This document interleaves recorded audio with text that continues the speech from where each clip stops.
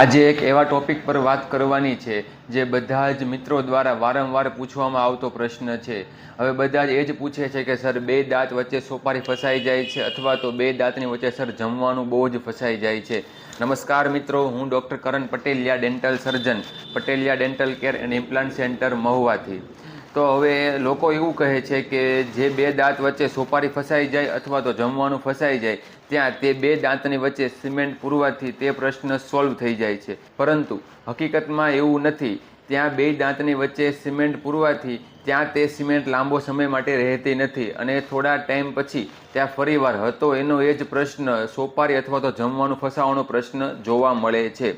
તો હવે કાયમી ધોરણ માટે ઈલાજ કરવા માટે જે બે દાંત વચ્ચે જમવાનું ફસાતું હોય અથવા તો સોપારી ફસાતું હોય તે બે દાંતનું જોઈન્ટ કવર ક્રાઉન કરવું પડે છે, જેથી કરીને બે દાંતની વચ્ચે કવરનો સાંધો જોઈન્ટ આવી જાય, જેથી કરીને ત્યાં આગળ સોપારી ફસાવાનો પ્રશ્ન અને જમવાનું ફસાવાનો પ્રશ્ન કાયમી માટે બંધ થઈ જાય છે.